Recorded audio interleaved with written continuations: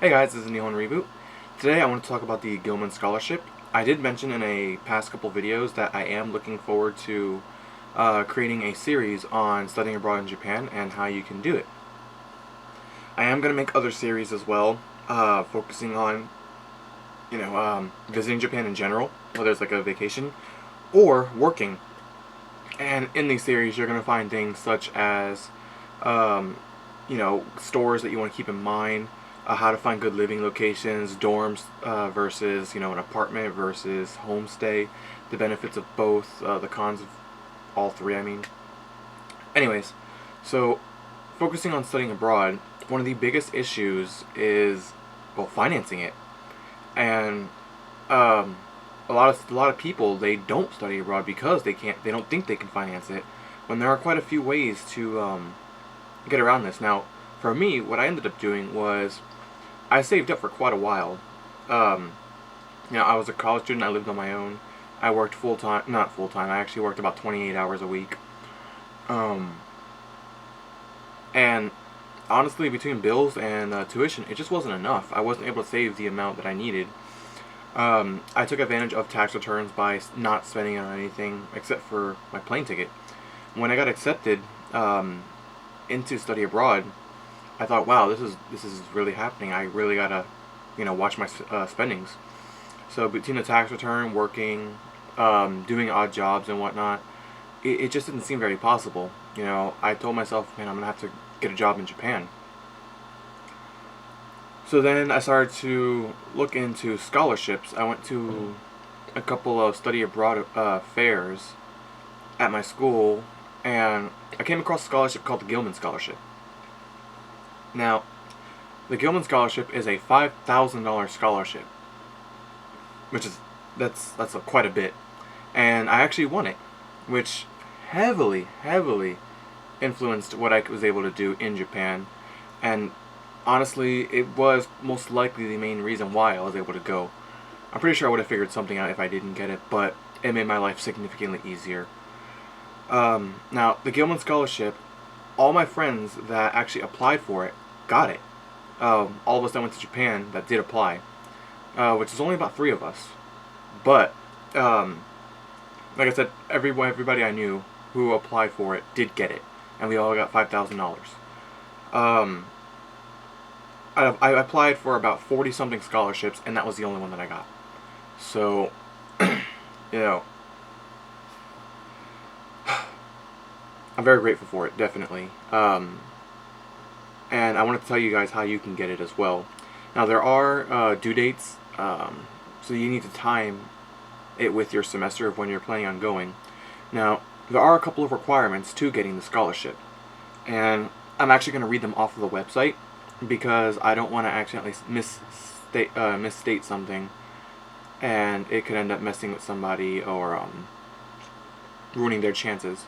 So, the first requirement is the applicant must be receiving a federal Pell Grant or provide proof that he or she will be receiving a Pell Grant at the time of application or during the term of his study abroad, her study abroad program or internship.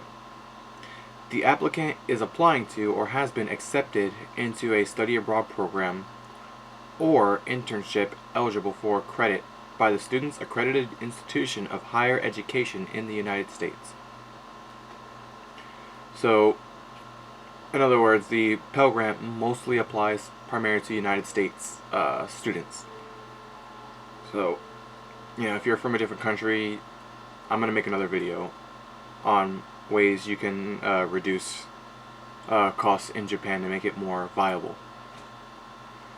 Alright, next rule. The application is studying or interning abroad for at least 4 weeks in one country or 2 weeks for current community college students, and no more than one academic year. Programs going to more than one country are eligible if the student will be in the country for at least 4 consecutive weeks. The applicant is studying or interning abroad in any country except those on the U.S. Department of State's current travel warning list. Students applying to programs in Mexico may only apply for scholarships to support study in Mexican states where no advisory is in effect according to the U.S. Department of State travel warnings list. Also, scholarship recipients can only receive the scholarship once. If a student previously declined the scholarship, they are able to reapply as long as they still meet all the eligibility requirements listed above. Now, so in other words, the scholarship isn't just for Japan. It can apply for many other countries.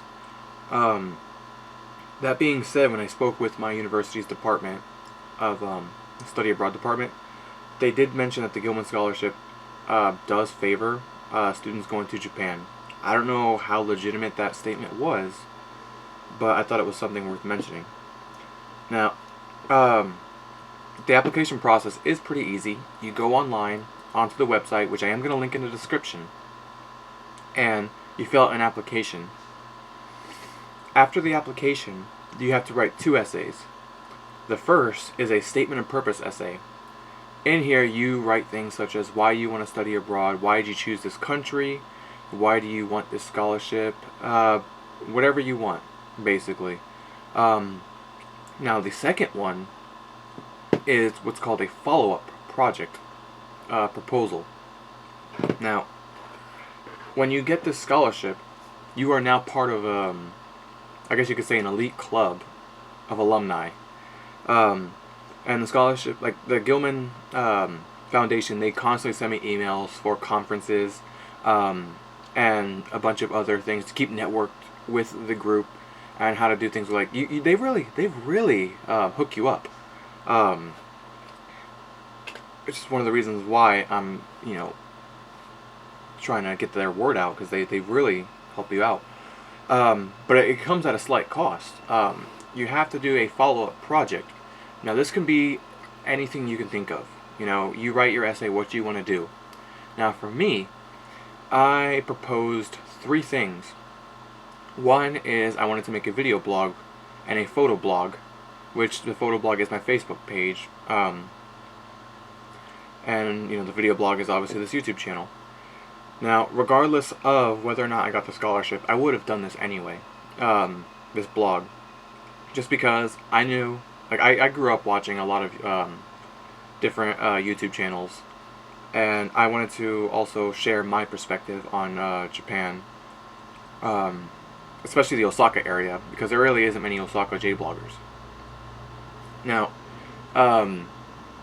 so listing those was for me a no-brainer. I'm gonna share my experiences. I want to share how other people can get to Japan. I want to encourage them to come to Japan and experience it for themselves. Coming here to Japan was literally the best decision of my life so far. In addition, I also proposed volunteering for a local museum in the East Asian wing, where I could tell people about my experiences in Japan there and share things about culture and art. So, once you fill out those, your statement of purpose, your follow-up project, and your application, and you do it within the required due dates, you just wait, and you'll find out eventually. Now, on the website, which again I am going to link, there are many resources on how to write more competitive essays. I highly recommend you go to those links and you read them thoroughly. Any advantage you can get, you need to get. When you're done with your essays and you look through those competitive things, after that, take it to your local writing center. Have them analyze it. Any kind of grammar, any kind of spelling, get their opinions on it. Anyone you can find. You got to get that thing as polished as possible.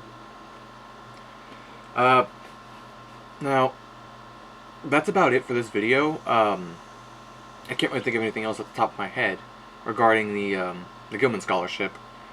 But my next video in the series is going to be a short one, actually, between choosing your type of housing.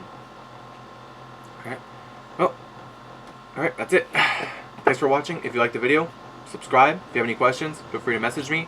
I've been through all of this for students looking to apply. I'm more than happy to help you guys out. Alright? Take care.